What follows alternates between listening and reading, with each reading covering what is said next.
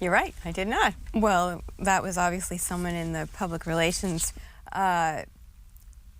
There are many experts on terrorism, and terrorism is such a complicated subject. There are people who know a lot about money flows and so-called rogue regimes, and there are many aspects of counterterrorism that I know essentially nothing about. So I don't think it's really reasonable to say that. However, I do know a lot about terrorists. That's something I do know a lot about.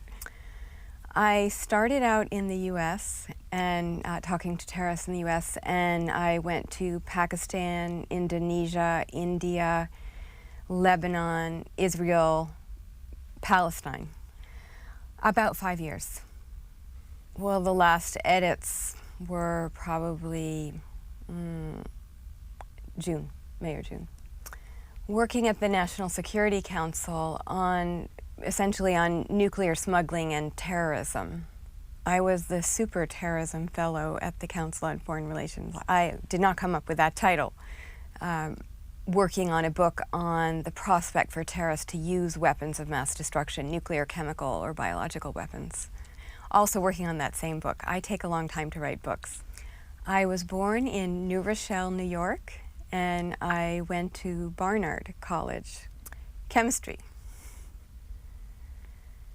Well, I had been working on a book for which I was actually well trained to write my last book, The Prospect for Terrorists to Use Weapons of Mass Destruction. I had been trained originally as a chemist, and then I have a degree in technology policy, chemical engineering from MIT, and my doctorate is on chemical weapons, including chemical terrorism. And while I was researching that book, it occurred to me that a number of the operatives, terrorists who had thought about acquiring or actually acquired chemical or biological agents or attempted to use them lived in the United States, and that I could call them up. And this was a pretty novel idea, given that I'm not a reporter, and I didn't really know how to do it, so before I would even make a phone call, I would call the police, I would call the neighbors and make sure it was okay to call this person. And one of the first conversations I had was with a man, Kerry Noble, who had been second in command of a violent identity Christian cult. And this man was very religious. And I was fascinated. I mean, I couldn't understand how it could be that a person who not only said that he was very religious, but seemed very religious, could have been involved in a cult whose goals included killing blacks, Jews, so-called mud people, mixed-race couples, and would get out of prison, come to regret his involvement in that cult, and still have strong faith. And I went out to see him in Texas and got even more curious, and then really wanted to learn about this, and went many times to Pakistan, where, as you know, there are many individuals who have joined so-called jihadi groups, many of which are now member organizations of bin Laden's International Islamic Front. Well, many of the groups in Pakistan that call themselves jihadi groups are active, both were active in Afghanistan and continue to be active in Kashmir. In fact, some of them are still active in Afghanistan. They are what we would call terrorists. The Pakistani government has long differentiated those terrorists that are active in Kashmir from those that are active elsewhere in the world, even though the groups active in Kashmir often are involved in terrorism in the sense that they are deliberately targeting non-combatants. They are not just fighting military personnel. And also, these groups are very closely aligned with Al-Qaeda. Some are members, as I said, of bin Laden's International Islamic Front, and many are closely aligned with groups that even the Pakistani government has always referred to as terrorists, the groups that go and kill Shia inside Pakistan. Ted Turner founded an organization called the Nuclear Threat Initiative, and I was involved in helping to formulate a sort of vision for that organization when it first began. And then I was funded together with Professor Scott Sagan at Stanford to look at whether there was a way to help India and Pakistan improve security of nuclear weapons and materials in the same way we had done, and in fact continue to do, for former Soviet states. And I had been involved in the effort to secure nuclear materials in the former Soviet Union, and so it just seemed like a good idea to try to do it in Pakistan. I went to Pakistan, Scott went to India. The Pakistanis were very forthcoming and really actually wanted assistance with personnel reliability in particular. Personnel reliability would be a program to help ensure that custodians of nuclear materials and nuclear weapons do their jobs, that they're reliable, that they don't suddenly start getting involved in Islamist groups that might be fighting the Pakistani government or someone else. Yes, they have. Probably, yeah. I don't know. I'm not really sure. People just almost immediately. I mean, even taxi drivers who haven't, had. It's not. I'm not casting a spell because presumably it takes a while. People just do that. Well, in investigating why terrorists do what they do, it's been an extraordinary benefit.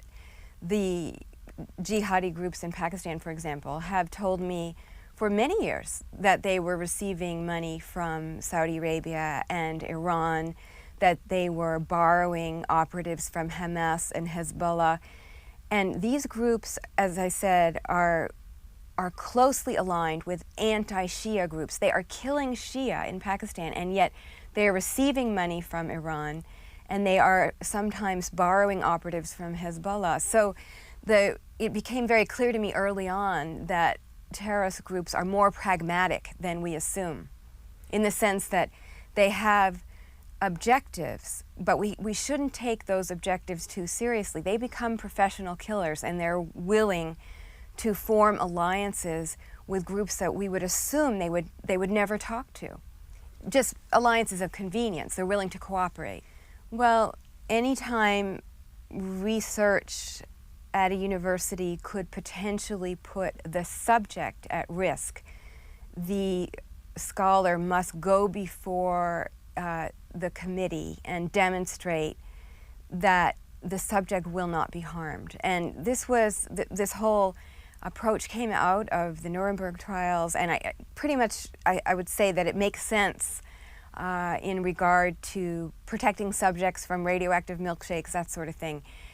The committee on human subjects had never dealt with a project of this kind. They'd never dealt with a project where the subject, as I told them, had a Kalashnikov, and I did not. Yes, not so much the Kalashnikovs themselves, but I did feel, I can't say that I didn't feel scared sometimes. I was in Lahore in Pakistan, and this was the first time that I was meeting with jihadi groups in 1999, and I had just met with a group from Lashkar-e-Taiba, which is a group that the U.S. government says is working very closely with Al-Qaeda and has been funded by Al-Qaeda. They deny it. I should point that out. I had met with them for them to decide whether it was okay for me to meet their leader. They wanted to make sure that I wasn't there to kill their leader. They wanted to make sure I wasn't there on behalf of India's intelligence agency known as RAW. And ultimately they decided by looking at me that I was not there to kill their leader, that I was just a CIA agent, and that was fine. And I learned this because my translator told me that. And I think I have gotten to know this group over the years, and I think at this point they actually believe that I am who I say I am. I think they believe that I am not a CIA agent, that I actually am a lecturer at Harvard University. But we didn't know each other at the time, and I was pretty scared, just as they were a little bit alarmed about bringing me to meet their leader. And I had brought some clothing. I needed to wear Pakistani clothing, and I had sent it to be pressed. And they were delivering my laundry in the middle of the night, and I, claiming they were room service just because their English wasn't that great, and I was petrified. I was sure that the jihadis were coming to get me, and of course this was ridiculous. It was just my laundry being delivered, but it was a really, really frightening moment for me. As I say in the book, I felt in the perhaps 10 minutes that it took to figure out what was going on that I had lost 5 pounds. I mean, I was just so nervous. And then the next day I woke up and the sun was out, and I went to see the leader of this organization, and they showered me with fruits, and they were extremely polite, and soft drinks. They were extremely polite in denouncing America, and in particular blaming most of the problems in the world on Jews, having determined that I was Jewish, but always in a very polite way. And I never felt when I was with them that I was really in danger. Oh, I think Tom Lehrer said it best. Everyone hates the Jews. I mean, what was interesting about being in Pakistan at that point is that I doubt they'd ever seen a Jew. Certainly my guide had never seen a Jew. He told me that he had seen Americans before but never talked to one, and had never seen a Jew. And I think it was really a novelty for them. They had ideas about Jews, interestingly, that they in some cases picked up from neo-Nazi websites in the United States. I noticed that this particular group, which has very sophisticated websites, had picked up material from a website called Stormfront, a neo-Nazi website in the States, that listed the purported Jews working in the Clinton administration, including, for example, George Tenet, who is a Greek-American. I pointed out to them that I knew where they got that list, that they had gotten it from American neo-Nazis, and that it was filled with mistakes, and they might look into that. And I think they are very opposed to Israel. Their idea about what a Jew is and how much control Jews have over the world is obviously quite exaggerated, but it's not uncommon. Abu Shanab was a senior political leader in Hamas. And he was actually also an engineer who had been trained in the United States. And he was the head of the Society of Engineers in Palestine. He had studied in Colorado. Yeah, and I believe another university as well, although I'm not sure about that. He only mentioned to me Colorado. And he was a political leader, as I say, but he said something to me in that interview that was very interesting. He told me that the secret of Hamas's success was its involvement in social welfare activities and political activities. That it was a successful terrorist group because of these other wings, the political and social welfare wing, that he was very much involved in.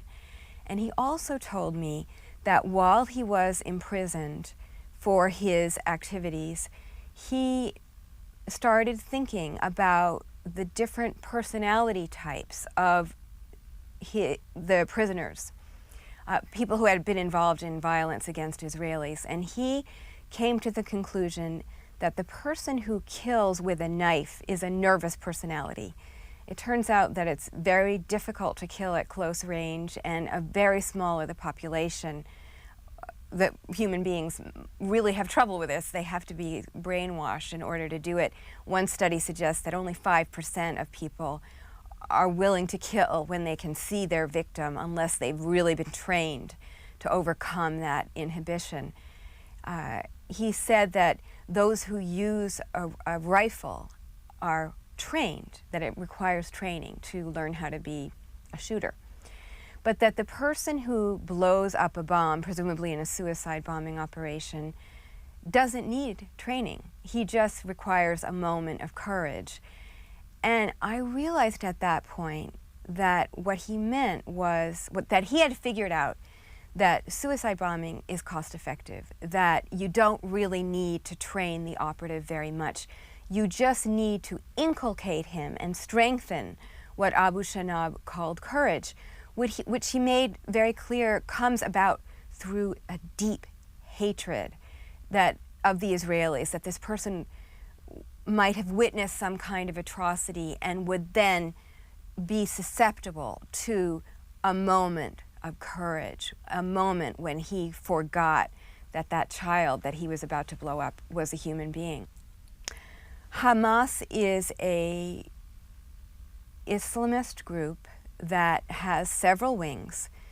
A terrorist wing that is involved in killing innocent Israeli civilians quite regularly. A social welfare wing, which is the most important aspect of Hamas, based in Palestine, providing all kinds of social welfare, after-school activities for children, all kinds of clubs, sports activities for children, cut-rate housing for Palestinian students. They're active at universities, politically active at universities. They provide medical care. They provide assistance to families when a child donates his or her, usually his life in a suicide bombing, they'll provide assistance to the family. Well, they seem to get money from charitable donations in many parts of the world, including in the United States, and of course in Saudi Arabia and elsewhere. And of course Saddam Hussein was providing money to the families of the so-called martyrs, the suicide murderers active in Israel. Many years, many years. It began seriously in the late 80s, but it comes out of a movement that is quite old. It really comes out of the Muslim Brotherhood that goes way back in Egypt. I'm afraid I don't know, and I think the number shifts quite a bit. The military wing is a relatively small part of Hamas. Its goals are really more political, I think, and that's Hamas's vulnerability, that it's critically important for Hamas to retain its popularity with the Palestinian people. And I believe the best way to undermine Hamas is to focus on the myths it is spreading among the Palestinian people. And the worst way to destroy Hamas is to increase its popularity with the Palestinian people. Going after political leaders, I think, is not a very effective strategy, even if we know those political leaders are involved in the military wing as well. I had gone to Jordan hoping to talk to Hamas and had to reveal my name, which is a Jewish name, Stern, and Hamas was not willing to talk to me. I then took a bus. That's correct. I didn't have to reveal my name in every case, and this is what happened with Hamas. I decided that the best approach for me was just to go to Palestine and stay with a Palestinian family. And Gaza is a very small place, and it turned out that the family I was staying with, there were a lot of doctors in the family, and Dr. Rantisi is a senior leader of Hamas. I also talked to him. The Israelis have also made an attempt on his life. Once you know one doctor in Gaza, it was fairly easy to get to a doctor, even a doctor involved in a terrorist organization. And so that's what I did. I took a bus, and then from Jerusalem I hired a car, and then at the border crossing I walked across the border, and there I was actually met by a Palestinian official. I had with me, yes, a Swede who came with me, someone who was also interested in talking to Hamas, and I hired a translator who was a student in the United States at a very good school. That's right. I am not going to tell you her name. She has asked that I use a false name, yes, okay. And I make that clear. In most cases, people allow me to use their name, but in this case, she requested that I not reveal her name or even the university she was attending. It was before the recent spate, but no, there had been many suicide bombings by that point. I met with him in his office. He was very interested in persuading Americans that Hamas had noble objectives, that its goals were legitimate, and in fact, some of their goals are legitimate, that what it did was legitimate and some of what it does is legitimate. It is genuinely involved in very important social welfare activities. And this is typical of what we see in a very weak state or a failed state. A terrorist group can really step in where the state is failing, can provide those social services that the state doesn't provide. And it's very easy for Saudis to feel that they are doing good works because they're supporting Hamas's good works, even though the three wings, the political wing, the social welfare wing, and the terrorist wing, are closely intertwined. And it was actually at that point when I was in Gaza that a member of the Palestinian Authority said that to me. He said that the distinctions between the wings, as far as they were concerned, were pretty fictional, because a person who was part of the social welfare wing or political wing one day could the next day be recruited to be involved in the military wing. Now, I don't believe that applies to the senior political leaders, for example, Abu Shanab or Dr. Rantisi. They told me that everyone has his own role, and they considered that what they did was that it was very important that they continue doing what they were doing, and that other people's role was to blow themselves up on buses. I think it's very complicated. I think if Palestine was a country and the two countries were at war, it might be legitimate. But they're not. And that makes it a problem, a very serious problem, morally, but more importantly, it makes it a very serious problem in that I think it will be counterproductive. I don't see that this policy of tit for tat is working at all. I thought it was counterproductive. I can't say that I think he felt willing. I don't think he was prepared to deliberately put himself at risk.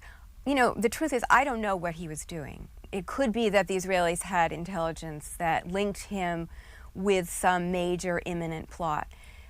If that were the case, if it were actually a preventive strike, where the attack was imminent, and then perhaps there could be an argument about the necessity of that kind of killing him. But based on what I know and based on what we observe about the utility, I don't think it's productive.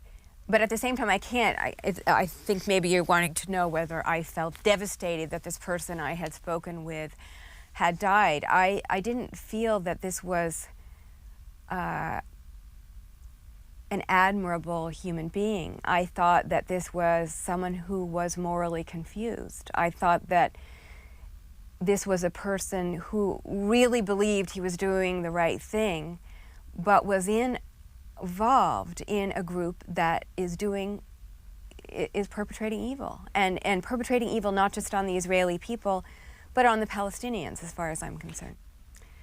Well, the first thing to point out is that poverty in of itself, as far as I can tell, does not cause terrorism. If it did, I think we'd see a lot more terrorism in very poor countries around the world where we don't see it.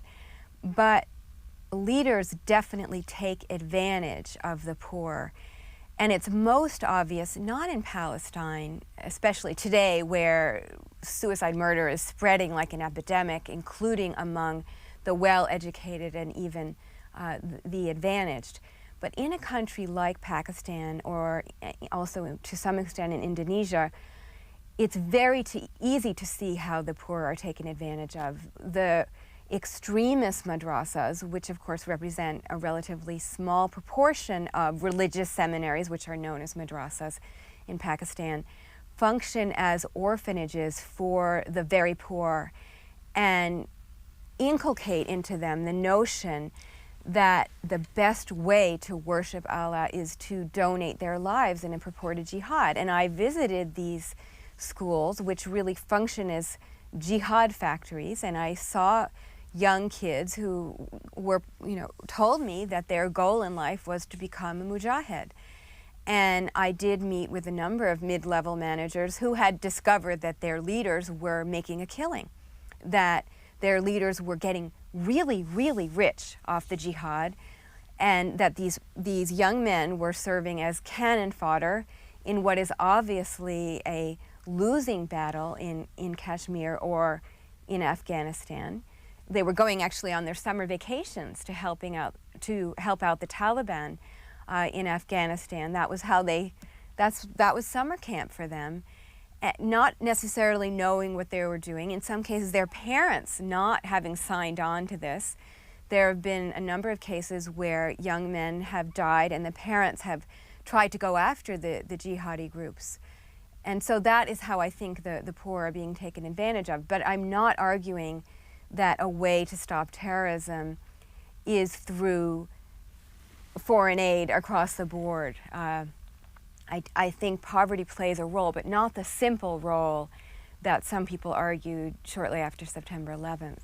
Oh no, I don't know. And the figure in Pakistan, there are many figures. A figure that was given to me by a leader, a Pakistani leader who had his own very large madrasa, but was also involved in the leadership of the madrasas, was 45,000. I don't know.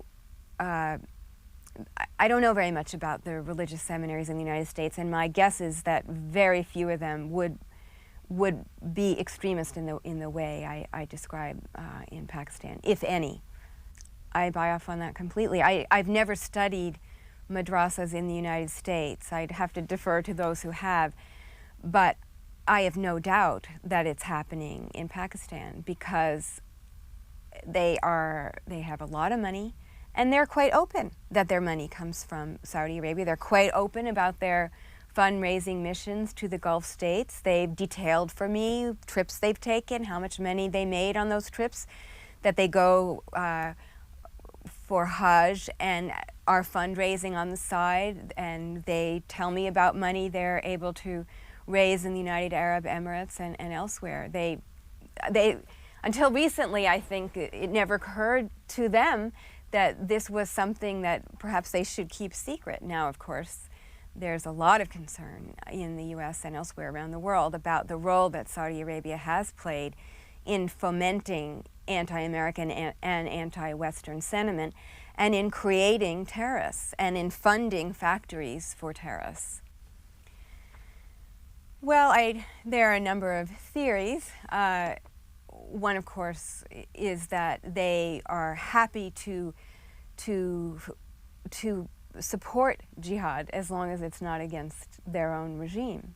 That it's a way to funnel that sentiment, which is furious actually with the Saudi regime and blames America, to funnel it elsewhere, to funnel it in generally anti-Western sentiment in a way that won't impact them.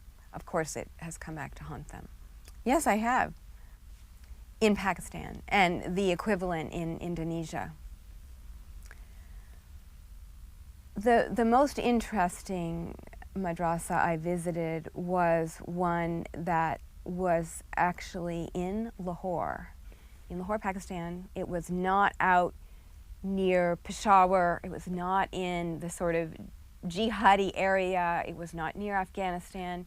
It was right in Lahore, a beautiful city. And this school was producing young men who were prepared to join anti-Shia groups. It was very closely associated with anti-Shia groups, as well as a very important jihadi group known as Harkat al-Mujahideen, which is a member of bin Laden's International Islamic Front, very closely aligned. These groups are going around Pakistan and killing Shia, killing doctors, killing lawyers, killing people whose bad luck, at least at that moment, is that they are Shia. There is a tension between Sunni and Shia, a tension between Sunni and Shia which is very important in Pakistan, but is less important right now in some parts of the world where both Sunni and Shia groups are joining forces. For example, in Iraq, where we see very surprisingly Hezbollah active with the same goals as Al-Qaeda and also Sunni groups in Iraq. But let me just go back to what I saw at this madrasa. Every young man that I talked to said he hated America, down with America. When I asked why do you hate America, the answer is, I don't know. Everyone hates America. Almost every young man said he wanted to be a so-called mujahid when he grew up. But I met a couple who did not say they wanted to be mujahideen. One said he wanted to be a doctor. I don't remember what the other one wanted to be. And the chancellor of the school was deeply embarrassed. He said that they hadn't been there very long, and after they'd been around for a while, he was sure that they too would want to be mujahideen. And this was a guy who was really mesmerizing. He had a skill. I could see that it would be very easy for young men to fall under his power. He also went on at great length about how he didn't want his kids to be learning mathematics or literature or music, that it was most important for them to understand, to memorize the Quran, which they did in Arabic without understanding it, and to become mujahideen, to become holy warriors. My notes were subpoenaed, and they did not take my notes away. My notes were subpoenaed in this case in regard to an American. Nobody ever bothered me about notes that I took abroad. It was an American terrorist who was targeting American officials. I'm not going to go into details about that case, but that's what happened. Why did I mention that my notes had been? I think it's a very important part of describing the process that I underwent in order to get to have these conversations. And I just thought it was part of the story, but it doesn't mean that I necessarily want to reveal all the details. And I want to say that I was very fortunate. I received the help of a very skillful lawyer, and I did not have to turn over my notes. So, yes, Qazi, yes. He's also dead, yes. There are a number in this book that are now dead. He was a Pakistani national who had been involved in a very serious shootout at the CIA. He killed 2 CIA employees and wounded several others.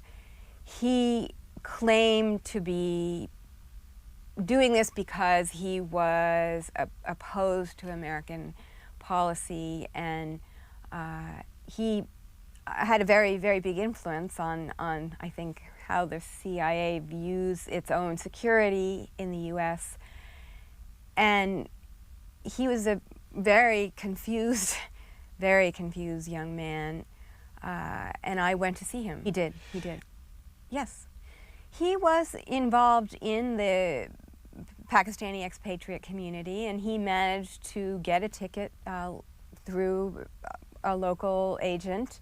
Nobody knew, of course, that he was a killer, and he was sort of a misfit. In fact, I think if he had been more embraced perhaps by the community, perhaps he wouldn't have done what he did, or maybe not. Maybe it's unclear, but it is, I must say, not surprising that the person who did this was someone who really had trouble forging a new identity in the country where he had moved.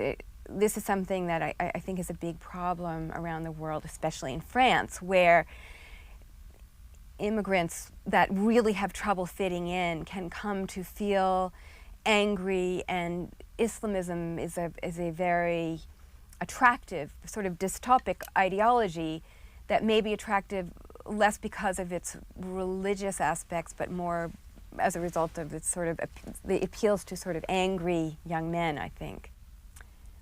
There was help provided. First of all, there was money on offer for any leads leading to his capture, and someone provided the U.S. government with information that made it possible to extradite him, even though there is no extradition treaty with Pakistan, with Pakistan, as opposed to pre-Pakistan. This is something that lawyers argue about. Is there an extradition treaty or not? But most Pakistanis would say there is no extradition treaty. This was wrong. It was wrong of the Pakistani government to allow this to happen. And I subsequently heard from a former Pakistani official that, in fact, that money, that it was really the Pakistani intelligence agency that had provided the tip, that it wasn't really a ordinary Pakistani citizen who had made it possible for the U.S. government to find Qazi. He called himself Kanzi, but apparently his name is really Qazi. I talked to him in Virginia, where he was on death row. He at first did not want to talk to me. I had written to him, and he said he would only talk to me if I gave him a lot of money. And I told him I was not going to pay for interviews, that was not acceptable. And then he said he would only talk to me if I would donate money to his favorite charity. And I told him that, as far as I was concerned, that was the same thing as giving him money, and that I might give money to Pakistani charities if I chose to, and in fact I have, but that I was certainly not going to do so at his bidding, and I was not going to give money to the charity he chose. Well, then I thought that was the end of it, but he then decided that he did want to talk to me, and he invited me to come, and he was very excited about the interview. He was obviously very lonely, and then he wrote to me after the interview and invited me to convert to Islam and allowed me to ask him some additional questions in writing. And this, of course, is something that happened to me over and over again, that I would be invited to convert to the religion, to donate money to the cause, to support the activities of the terrorist group after they talked to me. Her name was Sister Miriam Therese, and she was my grandmother's best friend, and she and the other nuns in New Rochelle, New York, referred to my grandmother, Miriam Jackson, as their Jewish mother. And we were always invited to holidays at the convent, and Sister Miriam Therese, I had a very good impression of her. She really did good things. She really spent her life, and still is very active, helping the poor, and especially helping the elderly. And it seemed to me that religion must make people better. And so, as I say in the opening to the book, I had a very strong prejudice in favor of religion, even though I grew up in a secular household. I feel very Jewish culturally, but it wasn't religiously Jewish. It was certain values that I now realize seem to be typically Jewish values, but I hadn't really been exposed to religion very much, other than through Sister Miriam. And it seemed sort of a little bit exotic, a little bit scary, a lot of control in a way, but at the same time comforting. Certainly to spend time with nuns seemed very comforting. My son and my husband, he's almost 2. I will not be going back to talk to terrorists in the field the way I did researching this book. Having a child completely changed my feeling about doing that. Even though I was always extremely careful, still, having seen what happened to Daniel Pearl, who did exactly what I did, of course, I believe that being a woman made me much safer, but nonetheless, with a son, that's just not something I will do. And I probably will not go back to Pakistan, where I am told I am the best known American among the jihadis.